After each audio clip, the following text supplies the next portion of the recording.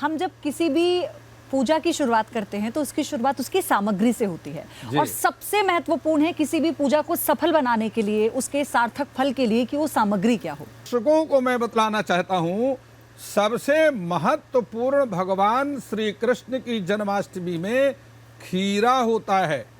खीरा देखिए, मैं आपके चैनल के माध्यम से दर्शकों को दिखलाता हूँ, जो अपने घर में कृष्ण जन्म उत्सव मना रहे हैं, उन्हें एक खीरा को इस प्रकार से 2 भागों में विभाजित करना है। जिस प्रकार कोई भी बालक जीव माता के गर्भ में आकर 9 महीने तक गर्भ में निवास करता है, उसी प्रकार से भगवान का जन्मोत्सव मनाने के लिए साधक जो भक्त हैं, खीरा में भगवान श्री कृष्ण का गर्भवास करवाते हैं। रात्रि के समय भगवान श्री कृष्ण को इस खीरा के अंदर से निकाल करके और भगवान का पंचामृत से अभिषेक किया जाता है। यह आपके दर्शकों के लिए मैं बताता हूँ, यह न्यूज नेशन के दर्शकों ने यहाँ पर और ये पंचामृत की व्यवस्था की है। इसमें 5 तत्व होते हैं, दूध है, दही है, शहद, घी और शर्करा इसमें विद्यमान है। यह पृथ्वी में 5 अमृत होते हैं, जिसको पंचामृत कहा जाता है।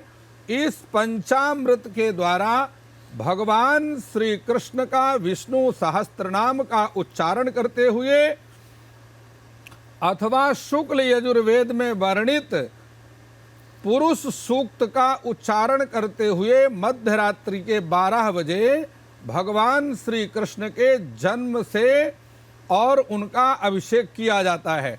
जिस प्रकार माता के गर्भ से जीव बाहर आने के बाद नाल छेदन प्रक्रिया की जाती है, तो देखिए मैंने इसका एक भाग जोड़ करके खीरा में रखा है, और जब कृष्ण का जन्म होता है तो नाल छेदन के लिए इस प्रकार इस खीरा को वहां से 2 भागों में अलग कर दिया जाता है। यह नाल छेदन की प्रक्रिया है। यह आपके न्यूज नेशन के दर्शकों के लिए सबसे बड़ी बात यह है कि यहाँ गंगा जल की व्यवस्था है, जल की व्यवस्था है, घृत की व्यवस्था है, और सबसे बड़ी बात है देवा भूत्वा देवान यजेत। यह रोली है जिसको हम कुमकुम कहते हैं।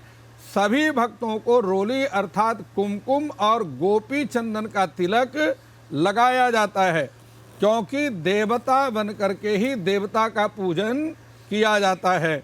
अक्षत है और उसके उपरांत ये तांबूलम बिना राजा तिलकम बिना ब्राह्मणा। बिना तिलक के जिस प्रकार ब्राह्मण अशुभ माना जाता है, उसी प्रकार से पूजा की सिद्धि बिना तांबूल अर्थात पान के बिना नहीं होती। इसलिए तांबूल की व्यवस्था है, जो कि पूजा का महत्वपूर्ण अंग है। धूप दीप इत्यादि की यहाँ सभी व्यवस्था है। सबसे बड़ी बात यह है पयोधी जी कि यह शंख है। शंख कई प्रकार के होते हैं, लेकिन इसमें दक्षिणावर्ती शंख जो कि दाहिने हाथ की तरफ से खुलता है, वामावर्ती शंख जो कि बाएं हाथ की तरफ से खुलता है, और मध्यमावर्ती शंख जो कि मध्य से खुलता है। यह भगवान श्री कृष्ण की पूजा का प्रमुख अंग है। इस शंख में ही पंचामृत भर करके भगवान श्री कृष्ण का अभिषेक साधक लोग करते हैं, और पूजा के अंत में भगवान का विधिवत जल इत्यादि से स्नान कराने के बाद भगवान श्री कृष्ण को मोर मुकुट अत्यंत प्रिय है। इसलिए यह वस्त्र धारण करने के बाद मोर मुकुट भगवान को धारण कराया जाता है, क्योंकि भगवान का जो शरीर है वह 5 तत्वों से नहीं बनता। हमारा प्रत्येक जीव का जो शरीर है वह वायु अनिल अर्थेदम भस्मांतम शरीरम।